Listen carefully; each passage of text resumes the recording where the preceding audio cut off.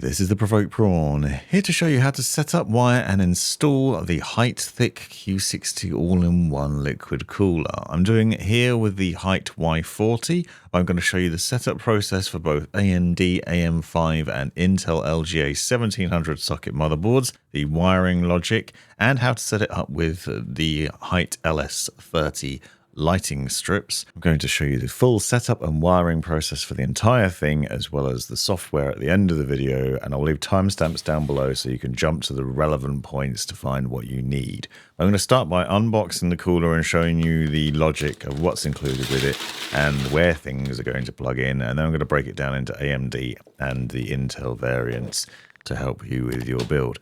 There are a few important things to know about this cooler, is that the two pumps are located in the radiator. So this cooler needs to be side or front mounted in your case.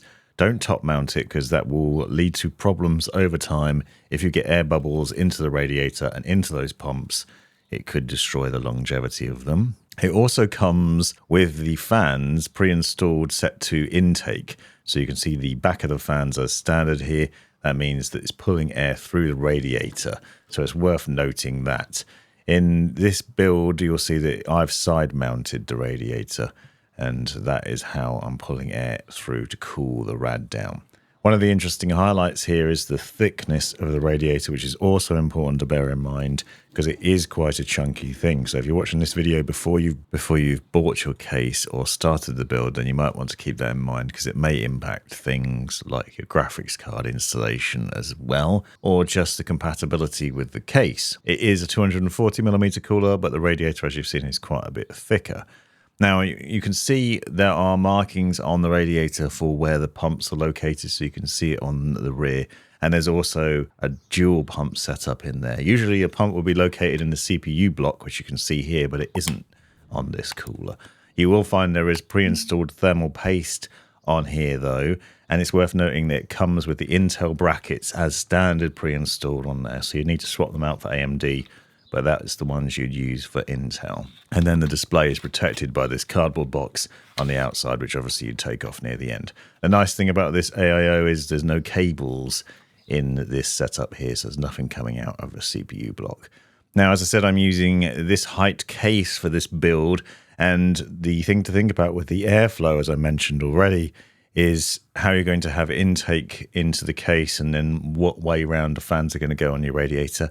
This Hyte case is quite limited at its intake fans because there's one in the bottom of it, but you only have really other ones for the side mounting. There's no front fans. There's only one rear exhaust fan. So the logic here is to stick with that intake on the radiator to pull cold air through. But if you use a different case, maybe you've got a lot of intake fans on the bottom, maybe on the front, then you might choose to put the fans to exhaust mode on the rad instead. And it's really easy to do that because you can just swap them around quite simply. So they just unscrew, they come pre-installed in this way, but you can just unscrew them and then you can flip the fans over. Now these fans are interconnected in that they have a mechanism on them that locks them together and sends the power connection through, and that also connects up to the radiator. So I'm going to quickly take them off and show you that as well, and show you how easy it is to change the direction of the fans. And also you can buy these additionally separately, so it is possible to add those into your case separately and have additional fans using the same powerful cooling fans that you've got here. You'll notice on the end there's some metal connectors sticking out. Those send the power through and allow you to control them via the software. And you can see the connectors on either side of the radiator here. So this makes it easy because you can then just flip the fans over, and whichever way round you have them, they will then easily slot into that and make the connection necessary to be able to control them. And they're magnetic as well, so they just really snap into place quite easily, and then you just screw the fans back in if you wanted to flip them around that way, and that's the way you would do it. Obviously, one of the benefits of this cooler is the complete and utter lack of cables coming out of the fans, which makes them much tidier in your build and less hassle to install, and also the fact that they interconnect so easily makes them easier to manage. And if you add in extras, you can also add them into the system relatively easily as well. so pretty straightforward. The cabling we need will come out of the radiator, and that is what's connecting up to your motherboard and to your power supply, and I'll show you that in a second. Now, included in the box, you obviously get an accessories pack, which includes all the screws, thumb screws, and other things you're going to need, including the different back plates, brackets, and such in here. So I'm going to quickly show you the logic for those and the setup of it, but more importantly, the wiring and other things that you'll need to know. I want to break down individually both Intel and AMD so it's really clear. Now, obviously, this will work with a variety of sockets of motherboards, as noted here, and there are instructions for the other ones, but I'm going to be covering AM5 and LGA 1700, which are the newer variations in here, but you can see from the packaging it'll also work with LGA 1200, LGA 1150 variants, and more. The cable that's included in the box has what essentially looks like two USB-C connectors on it on one end that plugs in to the AIO, and then three other cables that you need to be aware of and manage. And they're fairly straightforward, with one perhaps complexity that's worth bearing in mind when we get to powering it. But you see that plugs in at the top here, slots in fairly easily, and then in theory you can run it quite neatly to the back of your case. You'll see that we have USB, PCIe and CPU fan connectors. Those are the cables that you need to bear in mind. So if we use this motherboard as a demonstration for the USB connection, that goes to the bottom middle of the motherboard, and generally speaking that's the same across most modern motherboards. You have two USB ports at the bottom, and then you just plug your cable into there once it's in the build. I'm going to show you a lot of things outside of the case before the build, so it's a lot easier to see where things connect up. For the power cables, this thing becomes a bit more complicated because you're going to need the same power cable that you'd use for your graphics card. For this reference, I'm using Corsair's Shift power supply. This is the RM1000X, which has side-mounted cables, but the logic will be the same across most modern power supply units. And you use the 8-pin PCIe power connectors that you'd use for traditional graphics cards, so the older variants of NVIDIA, AMD and Intel cards, where you have a power connector which is split into two parts with 6 on one bit and then 2 on the other. You plug the power into your power supply unit on the PCIe end of the power supply and stick that in there. These are type 5 cables, so you'd need to make sure you've got enough for the AIO, but also for your graphics card as well, which is something to think about during your build process. And then the other end, as you'll see, it can be split into two parts, and usually you'd push that together to put it inside your graphics card power connector and make sure those are locked together. But here we just need the 6-pin part, so you don't actually need to clip those together, and you just connect them up like this instead. So you're using that PCIe power connector, connecting it up to the power cable that comes out of the pump. And this is obviously very important because otherwise your fans and the pump in the radiator aren't going to get the power they need. The other cable, the final cable you need in this group, connects up to the CPU fan header on your motherboard. This allows the BIOS to understand what's going on with the fan and adjust the speed accordingly. And you'll be able to adjust the speed in the software as well, which I'll show you later on, but look for CPU fan and connect it there. Now we're onto the AMD setup, so I'm going to show you the logic for AM5 motherboards using this Strix motherboard here. And what we need to do is first of all get the AMD kit open, and then we're going to have to replace the bracket on the CPU block to start with, because as I mentioned earlier, it comes with Intel bracketing as standard, and then you need to swap out for these brackets and then use these standoffs on your motherboard for the setup process. You'll notice that they're marked as AM4 and AM5 standoffs, and so you can use them for either. But you want to pull hard on the standard Intel brackets that are installed here. I'd leave the plastic cover in place so that you don't damage the thermal paste while doing any of this, because it'd be very easy to slip and damage the thermal paste, and that could ruin it. Take those out and put them aside, and then we're going to push the AM5 ones in. Notice the lettering and the writing on them, make sure that's facing you in the same way the Intel one was, and then just slot those into place. Sorry about the loss of focus there, bit of a mishap, but hopefully you can see. Just push both of those in, slot them in and make sure they're in place. Then we have two lots of things that you need to be aware of.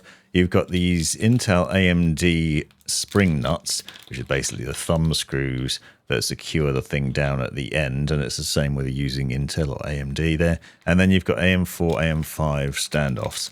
Now these have some little plastic bracketing over the top of them. If you look at the manual, you'll notice that these can be used for different builds, and you'd need to tease off the washers if you're using it for other variations. It's going to show you how to do that, but if you're using it for AM5, you don't need to do this part.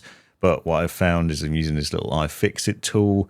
Basically, you can use a thin knife to just try and push those standoffs apart so you've got the washer off, and then you can use that standoff with other sockets of motherboard if that's what you're going to be doing as per the instructions. But for AM5 installation, you first need to remove the standard bracket that's included on your motherboard. So you've got these two plastic clips at the top and bottom of the CPU socket. Just unscrew the standard screws and remove those and pop them out of the way, because we're not going to be using those and you don't need them. Instead, we're going to be using the two holes at the top and bottom to put those standoffs in place. So screw those standoffs down with the little plastic parts that I showed you facing towards the bottom, and then the longer parts facing upwards. And then obviously make sure you've got your CPU installed and everything else as well. So I'm using a Ryzen 7 7700X here so that you can see the process for that. And I'm going to show you the installation process for this now outside of the case, so it's really clear and easy to see. But obviously for the rest of this, you'd actually want to install the motherboard in your build first. So for this process, you're working out where the hoses are going to go and the positioning of it. And obviously we also need to make sure the screen's going to be set up correctly. So you'd want the tube coming out of the top of the CPU block. You also need to remove the plastic cover that protects the thermal paste before seating it down, obviously. And then you're just putting those brackets over the standoffs that we installed a minute ago. Then you use the thumb screws to secure it. Now, the easiest thing I found to do is secure it on one side, move the screen out of the way, and then secure it on the other side. Obviously taking care to tighten these gently while doing so.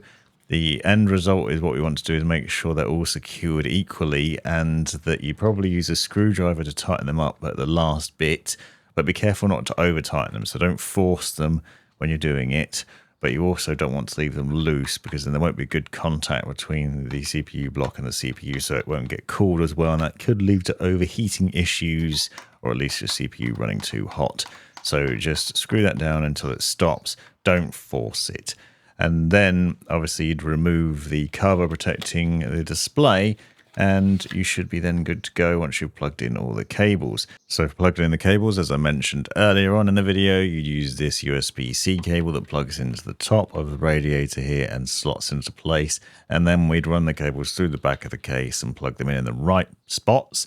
So the USB connection plugs into the bottom. This is obviously very important for controlling the display and other things using the Hyte software, which I'll show you later on. And then we have the CPU fan connection, which plugs into the top of the motherboard, and then the PCIe power connector plugs into your power supply unit, and then you should be able to power the system on.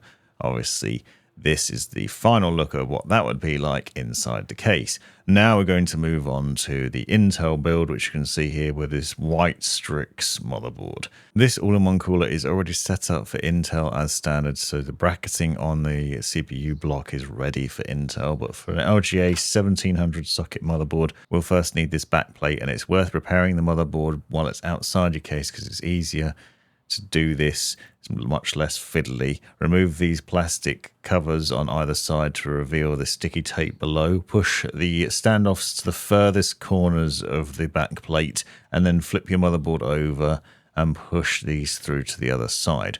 The sticky back plastic should keep the bracketing in place on the back of the motherboard and secure it there so it's nice and secure.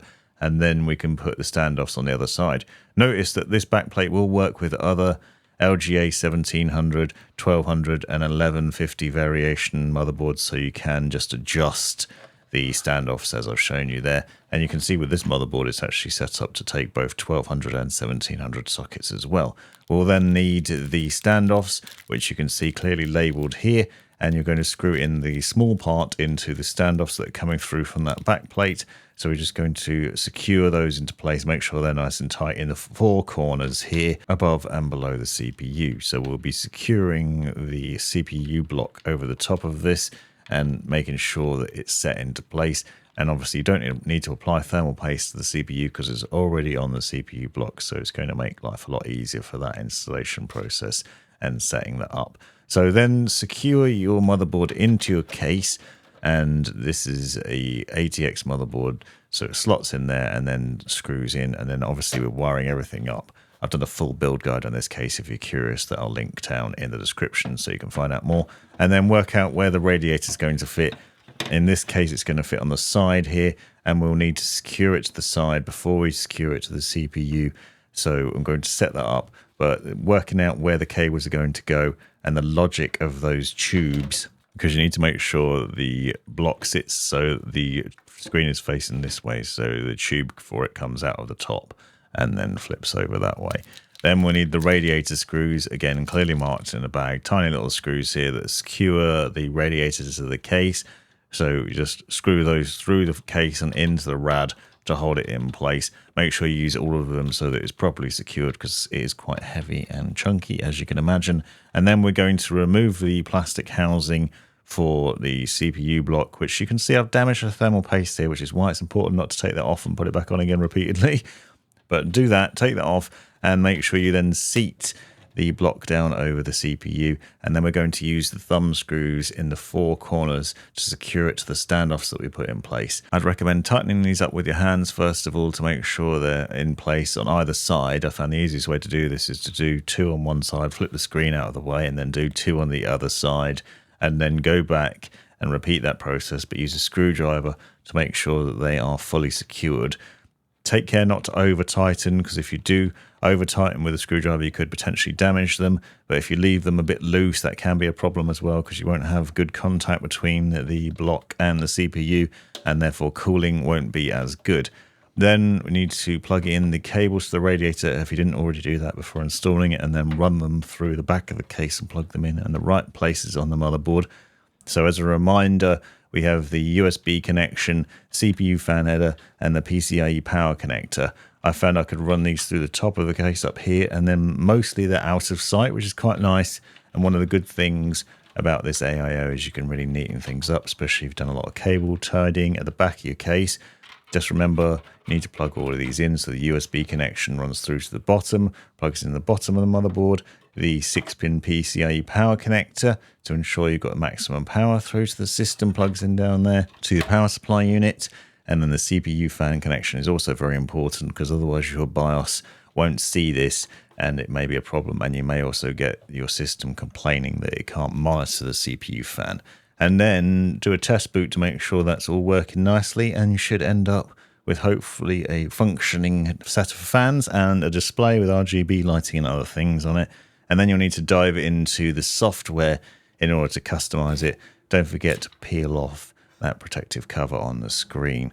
You'll notice there's some nice RGB glow from the back of this as well. Now, if you want to add in some extra RGB lighting to your system, you can do it with the LS30 lighting strips from Hyte as well. And these are designed specifically for this system, so they work perfectly with this cooler. You'll notice that you get 2 strips included in the box. Now, this is an additional purchase, but I'll leave information in the description. But essentially, you've got 2 lighting strips, 2 cables that plug them in, and then some clips as well. So these black cables, you notice, have what looks like USB-C connectors on them, but they plug into one end of the lighting cable, and then the other end actually plugs into the rad, and then that allows you to control the RGB lighting on both the CPU block and on these lighting strips from the software, and add some nice effects to your case.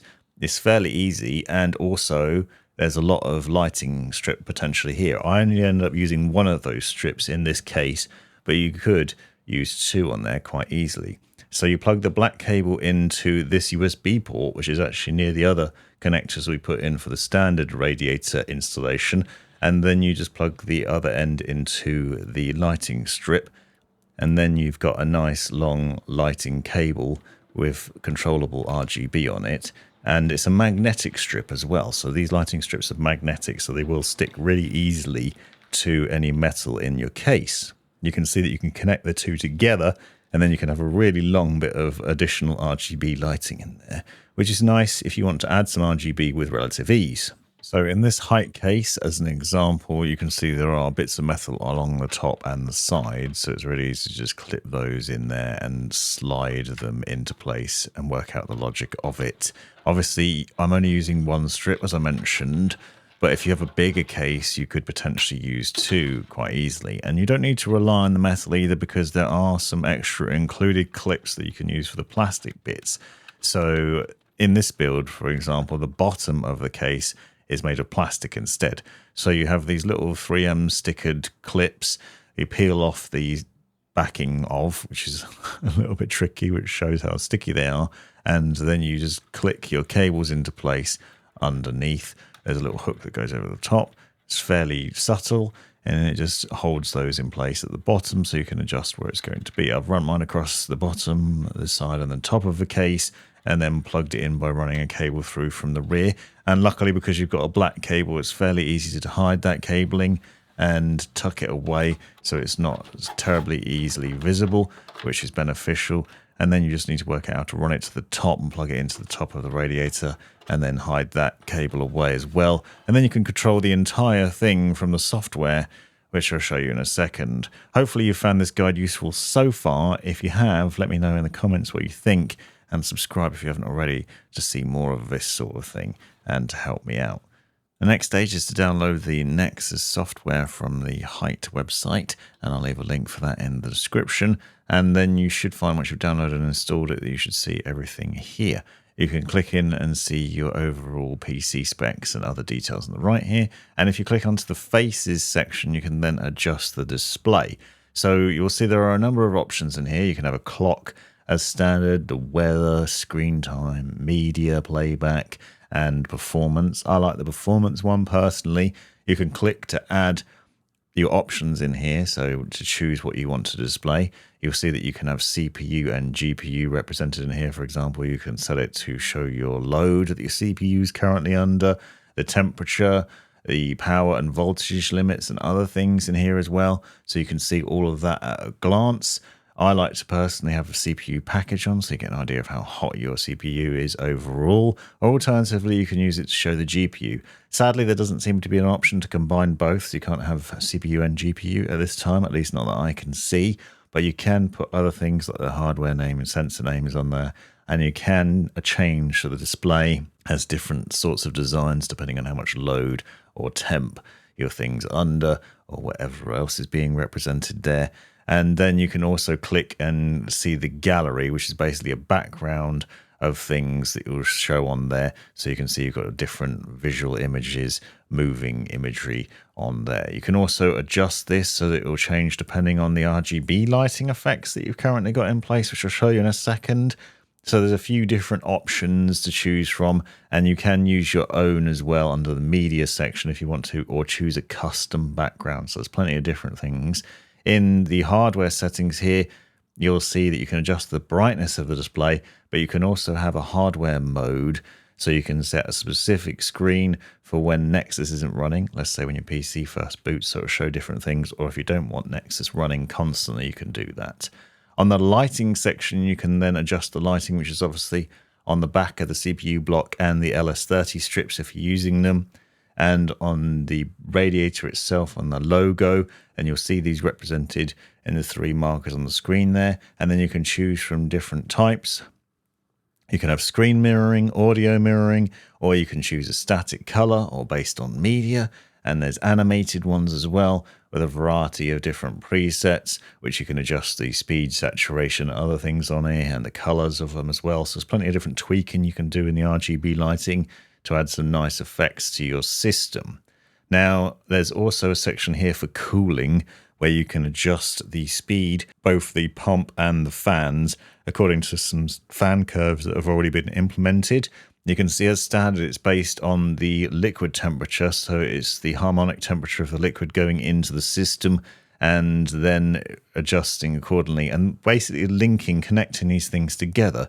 But instead, let's say we want to use a CPU package, so the overall temperature of the CPU, you can basically just click and drag that over to these various different fan curves to activate depending on your CPU temperature instead of the liquid temperature. So that might be preferable. You can choose your own custom graphs and adjust your points in there of where you want it to be, or you can use the pre-installed ones, and then you're basically setting the mode to either silent, balanced, or performance modes. And you'll see that on the other side of that, that then links to the fans and the pump. So you can basically just drag it across to each of those and then choose which mode you want to use. Quite a clever, intuitive system to be able to use, and you can choose what your fans and your system is reacting to, and you can also adjust the graph. I personally like the silent mode, for example, so it only starts off nice and slow, fairly quiet, and then you can get it to react to that. So maybe you only want it to have the silent connection, so you could drag the silent connection over to the fans and the pump and get rid of the other ones, so you haven't got the other curves on there and you end up with just the silent one being connected.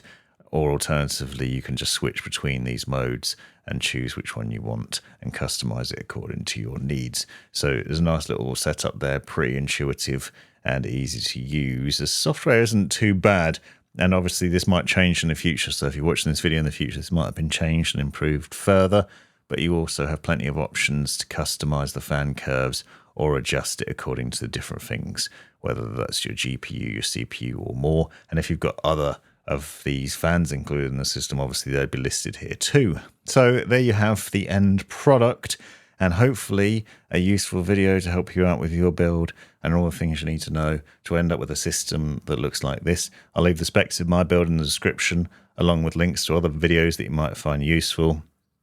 Subscribe if you haven't already, and let me know what you think down below. Thanks very much for watching.